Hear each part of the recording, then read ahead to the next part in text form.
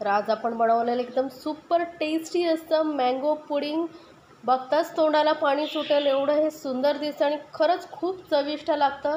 कमी खर्चामध्ये तयार होणारं हे पुडिंग आहे. तुम्ही नक्की बनवून पहा, खूप आवडेल तुम्हालाही. नेहमी गोड काहीतरी खाण्याची जेव्हा इच्छा होते तर असं पुडिंग तुम्ही बनवून ठेवू शकता. तर त्यासाठी इथे मी घेतलेलं आहे 2.5 कप दूध, 500 ml म्हणजे अर्धा लिटर दूध घेतलेलं आहे. आता त्यापैकी आपण 2 कप दूध मी इथे घेतलेलं आहे आणि अर्धा कप हे दूध साईडला ठेवून दिलेलं आहे, त्याचा आपण नंतर वापर करणार आहोत. तर हे 2 कप जे दूध आपण घेतलेलं आहे ते चांगलं असं उकळून घ्यायचं आहे आपल्याला.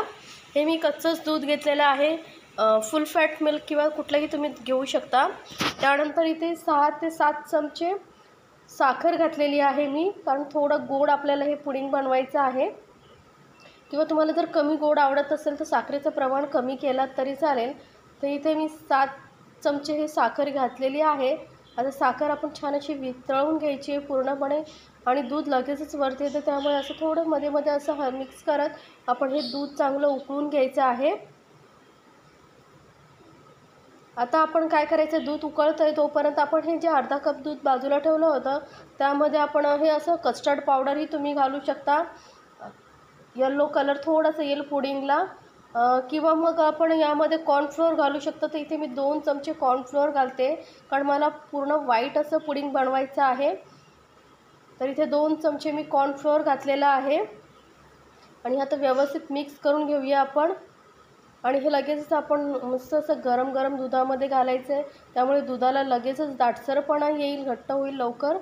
आता हे मग वरची मलाई पण छान आपण यामध्येच मिक्स करत राहायची आहे. आपल्याला हे काय दूध आटवायचं वगैरे नाही, फक्त घट्ट करून घ्यायचं आहे. त्यामुळे हे सर्व दूध आपण यामध्ये ओतून घेणार आहोत. थोडं थोडं करून हे दूध मी सर्व ओतून घेऊन मिक्स करत जाते. तर हे दूध मी सर्व घालून घेतलेलं आहे आणि व्यवस्थित घट्ट होतं लगेचच, कारण कॉर्नफ्लोअरमुळे दूध लगेचच घट्ट होतं. त्यामुळे असं सतत मिक्स करत राहायचं आहे, कारण कॉर्नफ्लोअर असं खाली लागू शकतं आणि जर खाली लागलं तर मग पुडिंगची टेस्ट कडवट येईल. म्हणून हे सतत असं मिक्स करत राहायचं आहे आणि गॅसची फ्लेम एकदम लोवरतीच ठेवायची आहे. मग छान अशी उकळी आलेली आहे, म्हणजे कॉर्नफ्लोअरचा कच्चेपणा आहे तोही आपल्याला काढून टाकायचा आहे, निघेपर्यंत याला शिजवायचं आहे. आता आपलं हे दूध तयार झालं आहे की नाही चेक करण्यासाठी बघा असं स्पून घ्यायचं आहे. वरती मस्त अशी थिक लेअर आली म्हणजे आपलं हे दूध छान असं घट्ट झालेलं आहे. बघ इतपतच आपल्याला घट्ट करून घ्यायचं आहे. तर आता गॅसची फ्लेम करायची बंद आणि हे थोडं थोडं असं मिक्स करत आपण थंड करून घ्यायचं आहे. मध्ये मध्ये असं थोडं थोडं मिक्स करत थंड करून घेऊया. तर मी दाखवलेल्या रेसिपी जर तुम्हाला आवडत असतील तर माझ्या चॅनलला लाईक्स, कमेंट्स आणि सबस्क्राईब करायला विसरू नका. सोबतच बेल आयकॉनवरतीही क्लिक करा. तर दूध आपलं व्यवस्थित थंड झालेलं आहे. त्यानंतर आता मी इथे ब्रेड घेतलेले आहेत. तर ब्रेडच्या साईडच्या कडा इथे मी काढून टाकलेले आहेत. तर इथे मी 10 ते 12 ब्रेड घेतलेले आहेत. त्यांच्या बाजूच्या कडा काढून एका ब्रेडचे 2 तुकडे करून घेतलेले आहेत. त्यानंतर इथे मी आंब्याचा पल्प घेतलेला आहे, मँगो पल्प. याऐवजी तुम्ही रोज सिरप किंवा तुम्हाला जो फ्लेवर आवडतो तो घेऊ शकता. तर इथे मी मँगो पल्प घेतलेला आहे. त्यानंतर असं मी इथे बेकिंग ट्रे घेतलेला आहे. तर तुम्ही कुठलाही काचेचा किंवा स्टीलचा जो तुमच्याकडे प्लेट वगैरे असेल ते तुम्ही घेऊ शकता, ज्यामध्ये व्यवस्थित तुम्ही पुडिंग सर्व करू शकता. त्यानंतर आता इथे मँगो पल्प घालून घेतल्यानंतर थोडंसं जे दूध आपण घट्ट करून घेतलं होतं ते आणि वरती ब्रेड ठेवायचे आहेत, म्हणजे ब्रेड व्यवस्थित चिटकून राहतात.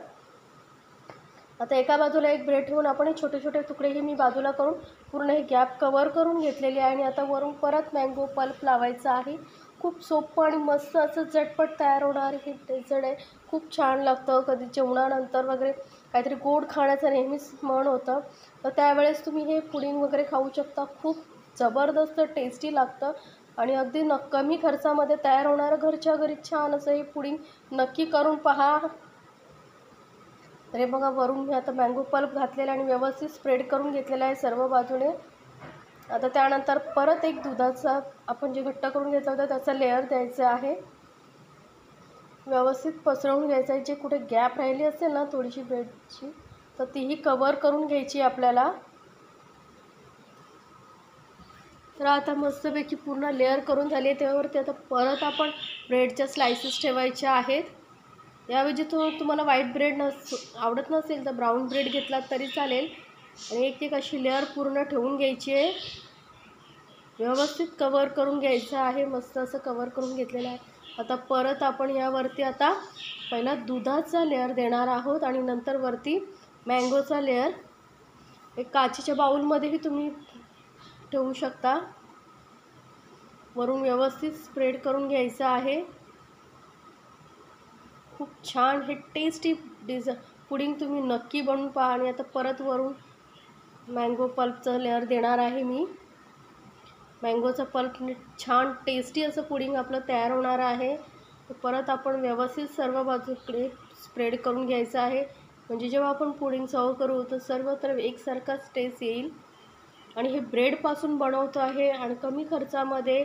आणि हे बेस्ट रिझल्टसाठी आणि जे ब्रेडचा स्वाद येऊ नये त्यासाठी काय करायचे तेही मी तुम्हाला शेवटी सांगणार आहे. तर नक्की पूर्ण व्हिडिओ बघा, म्हणजे तुम्हाला डिटेलमध्ये कळेल की पुडिंग कसं छान टेस्टी आणि बेस्ट रिझल्टसाठी काय करायचं आहे ते. तर आता वरती परत आपण ही एक लेअर देऊन घ्यायची आहे, जे उरलेलं दूध आहे त्याने. आणि याला आता आपण व्यवस्थित स्प्रेड करून घेऊया. दिसायला किती छान दिसतंय, व्हाईट येलो कलर, खूप कॉम्बिनेशन खूप सुंदर आहे. त्याऐवजी तुम्ही रोज सिरप घेतलं तरी चालेल.